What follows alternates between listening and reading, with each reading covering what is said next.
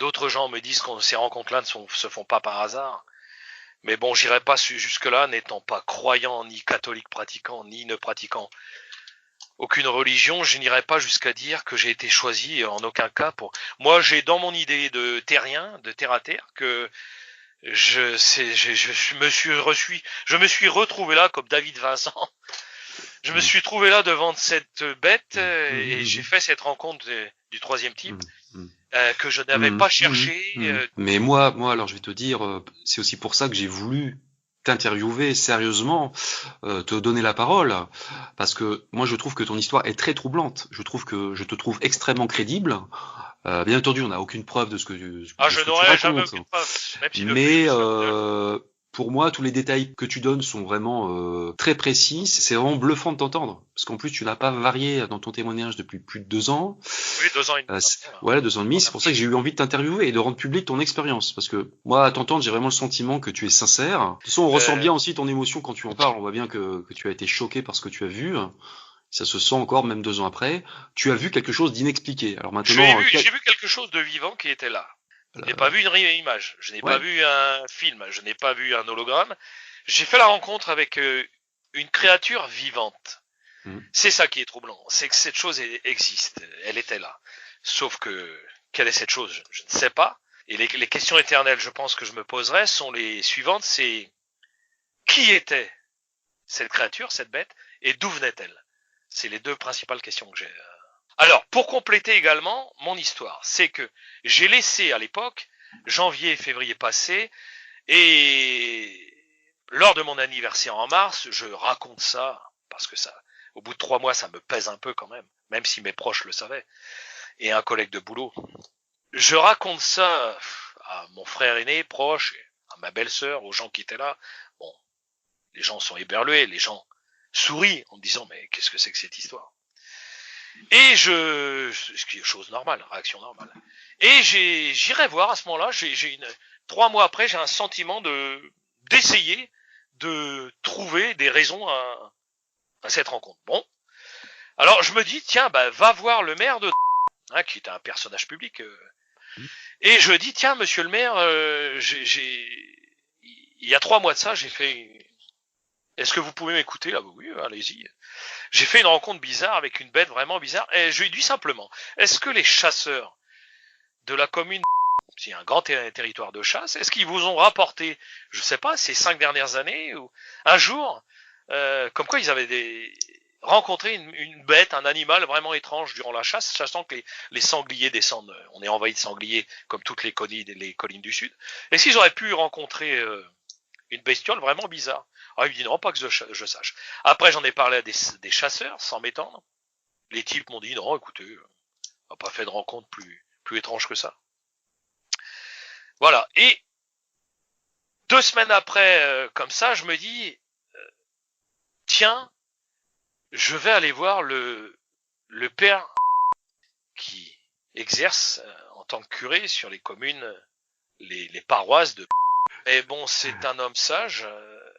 J'y vais vraiment sans rendez-vous. Bon, il me connaît pas plus que ça, parce que moi, je suis pas de culture religieuse, donc je n'ai pas fait, pour la petite histoire, je suis baptisé, mais je n'ai pas fait du tout de catéchisme, et encore moins les communions, puisque mon père était un anticlérical et il chassait les curés de la maison. Voilà, j'ai dit, est-ce que je peux échanger avec vous sur un sujet? Mais je préfère vous dire que l'histoire est très bizarre. Donc j'espère que vous n'allez pas vous formaliser. Il fait non. Je lui raconte donc l'histoire. Lui, il me dira, pour faire court, il me dira avec ses mots à lui de croyant, de religieux, il me dira, vous savez, le bien et le mal existent. Le bien et le mal existent, vous savez, ce n'est pas surprenant. À cette question qui sera, pourquoi cette bête ne m'a pas attaqué? Je lui poserai cette question-là, à lui religieux. Il me dira, elle vous a pas attaqué, je pense, car vous étiez protégé par un ange gardien, par votre ange gardien. Voilà ce qu'elles seront ces mots à lui de prêtre. Et sur ce, il aura rien d'autre à me dire. On ne lui a pas relaté de telles histoires où il n'a pas osé me le dire. Je pense tout simplement, tout sincèrement, qu'on lui a pas raconté de telles histoires. Et j'aimerais pourtant, d'où mon témoignage, car je reste persuadé que même en France, d'autres gens ont vécu ça. Même si monsieur le curé, on lui a pas raconté ces histoires-là, il y a forcément des gens qui ont malgré tout dû vivre une histoire comme la mienne. J'en reste intimement persuadé. Alors moi je vais rebondir sur ce que tu viens de dire là, sur ce que vient de dire cet homme d'église. Ça renvoie encore à ce que j'avais raconté sur le Dogman, c'est ça? Parce que on avait recensé énormément d'observations de Dogman aux États-Unis. On a recensé très peu de cas d'attaque, et c'est exactement la raison qui avait été avancée là-bas pour expliquer pourquoi les témoins n'avaient pas été agressés. C'est parce qu'ils étaient protégés. Et parce que apparemment, en gros, le Dogman ne s'en prenait qu'aux mauvaises personnes, en gros. Et je confirme qu'en effet, comme je disais au début de cet entretien, elle n'a jamais eu d'intention agressive, mais par contre, elle a toujours eu une volonté d'échanger avec moi, de t'impressionner, de se présenter à moi, c'est ça ma première impression, de m'impressionner, de me montrer qui elle était. Quelqu'un m'avait posé la question, est-ce qu'elle t'a parlé d'une façon, comment on appelle ça? Télépathique. En aucun cas. Je vais pas inventer, je n'ai pas entendu de parole ou de quoi que ce soit de cette bête. Mais par contre, j'ai bien ressenti le fait que, par son attitude, par son regard puissant, par l'échange qu'on a eu, une vingtaine de secondes à 1m50, les yeux dans les yeux, je précise, elle était en train de me dire, regarde-moi bien. Et sur le muret, elle n'avait pas fini quelque chose. Je ne saurais jamais ce que c'était, mais en effet, les deux regards qu'elle m'a jetés avant de sauter dans le vide, et elle avait une inquiétude, elle avait un questionnement. Je ne saurais pas quel était ce questionnement, mais comme si elle n'en avait pas fini avec moi, avec cette rencontre. Elle a eu une interrogation avant de sauter dans le vide. Voilà ce que je peux dire. Alors maintenant, on va en venir au Dogman, parce que ce que tu viens de me dire là, en fait, ça renvoie aussi au fait que beaucoup de témoins du Dogman en Amérique du Nord ont vraiment eu une impression mentale très très forte. Et c'est ça en fait. T'as eu la même chose, une impression mentale. Elle t'a pas parlé de manière télépathique, non, elle ne m'a pas. Mais t'as vraiment eu cette créature ne t'a pas regardé comme un simple animal, quoi. Elle a vraiment. Non, elle avait une démarche réfléchie, en position bipède. En position humaine. Mais moi, je précise que c'est en enquêtant les mois qui ont suivi que j'ai découvert ces histoires, même si, comme tout le monde, j'avais vu les fameux films, je sais pas, dans les années 2000, les films sur les loups-garous, là, célèbres.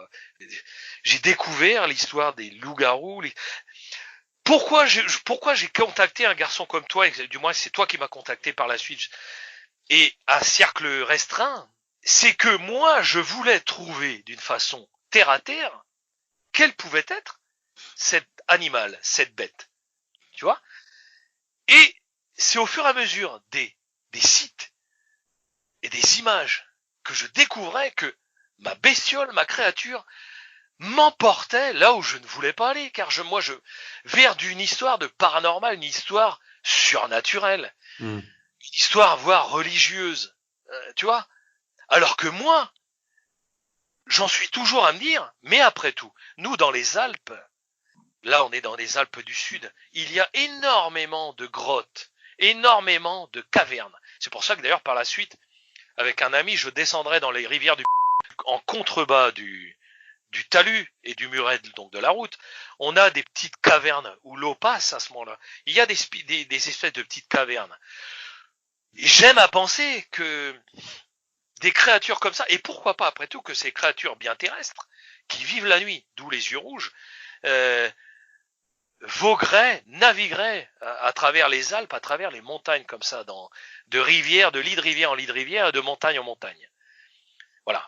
Mais bon, ça j'aurais aimé trouver ça, ces histoires de bêtes qui existeraient. Mais tu as tout à fait raison. Attends, parce que moi je ne suis pas forcément partisan de l'hypothèse paranormale. Il s'agit peut-être d'une bête mutante, une espèce d'aberration, une aberration de la nature, une anomalie de la nature, effectivement. On va parler du Dogman après, parce que j'ai fait 2 émissions sur ce sujet qui m'intéresse beaucoup.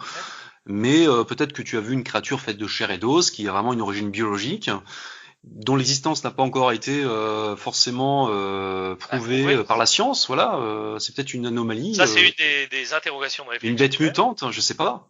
Ouais. Car ça, c'est Mais pour qui est rester dans autre, le qui est plus concret. qu'un animal, quand même, parce qu'elle a un comportement qui ne ressemble pas à celui d'un animal. Elle a un comportement Non, mais presque malgré humain, tout, des attitudes humaines, quoi. certes, mais elle était puissante, musclée, et, L'intelligence.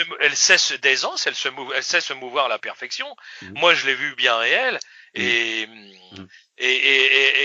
et quand tu sais, quand t'es capable de sauter un talus de 15 mètres dans des cailloux de rivière en contrebas et des talus abrupts à ce moment-là, tu peux te balader où tu veux, hein, t'es vraiment à l'aise. Mhm. C'est vrai que c'est étrange, car pourquoi elle était en contrebas d'un grillage, donc d'une falaise, qui, au-dessus de ce grillage, au-dessus de cette colline boisée, tu as le vieux cimetière de... Bon, il est comme tous les cimetières, mais il se trouve que en haut de la colline, c'est le plus vieux cimetière, car les cimetières au fil des âges, souvent, sont... On recrée des cimetières. Et le vieux cimetière qui est en haut de cette colline, c'est le plus ancien. Alors, il y a là des tombes, des caveaux de 1700 quelque chose, de 1800 quelque chose. J'ai vu des tombes de militaires, de fusiliers marins, d'Indochine, de Mhm. regroupements comme ça. Toutes ces vieilles tombes sont quand même en lisière de cette falaise. Cette créature s'apprêtait peut-être à escalader la falaise quand elle a été surprise, elle a été Ah, dérangée. et alors ça, je n'en saurais jamais rien, car moi, elle était en lisière de route, de trottoir, et elle était donc encore à 2 mètres du grillage. Ouais, mais elle était tournée face au Ah, elle grillage. était Ouais, tournée face au grillage. Est-ce ouais, qu'elle venait ouais. d'en descendre? Est-ce qu'elle était en mouvement pour y monter? Ouais. Je n'en sais rien là. Mhm. Ça, on est dans les côtés, ce que je découvrirai Mhm. par la suite, dans les côtés Mhm. Mhm. Mhm. paranormal, oui. Mhm. Montait-elle au cimetière comme une entité? Je ne sais pas.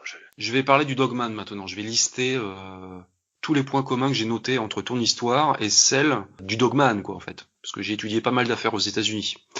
Donc déjà, on a les circonstances de la rencontre. Déjà, c'était la nuit. Donc au bord d'une route, on a énormément de témoins qui rencontrent ce genre de créatures en faisant la route la nuit, en voiture, comme ça. Oui, mais Alors il y a l'apparence de la créature aussi, que beaucoup de témoins décrivent comme ressemblant à un loup-garou. Alors attention, ça n'est pas un loup-garou, ça ressemble à un loup-garou. et Voilà. c'est étrange d'ailleurs qu'à travers les âges, Ressemble.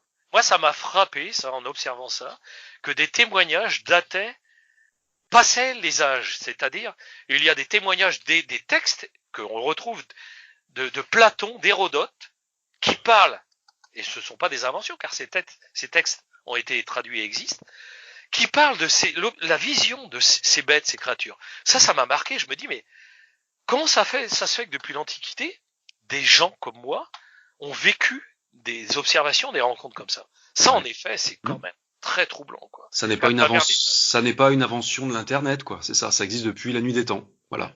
Donc je continue. Donc l'apparence de la créature, il y a le comportement de la créature aussi, qui était à quatre pattes au départ et qui s'est dressé sur ses pattes arrière. elle était accroupie le Ouais, long du accroupi même. trottoir, latéralement à moi, face au grillage, presque en boule. C'est pour ça que pour moi, je me dis, tiens, merde, un chien. Ma première D'accord. action. Ok. Parce que moi, j'ai 2 chiens à la maison. Mhm. Je vais pas commencer comme tout le monde à écraser un chien. On n'a jamais eu Mhm. l'intention. Enfin, je veux dire, c'est une D'accord. réaction Ok. normale de dire, merde, elle freine, il y a un chien. Il y a Elle est- aussi, alors attends, il y a aussi les bons aussi, les bons prodigieux. La créature que tu as vue a fait un bond de 3 mètres comme ça sans élan. Hein, elle fait, vraiment. non, non, comme je l'ai précisé tout à l'heure, elle tape une fois sa jambe gauche sur les 3 mètres. Donc, elle fait un premier saut bon sur sa jambe gauche et elle arrive sur le muret. Donc, elle fait les 3 mètres avec un bond, en effet. Bah, c'est énorme. Et les dogman aux États-Unis sont souvent vus comme ça en train de traverser des routes en 2-3 bonds.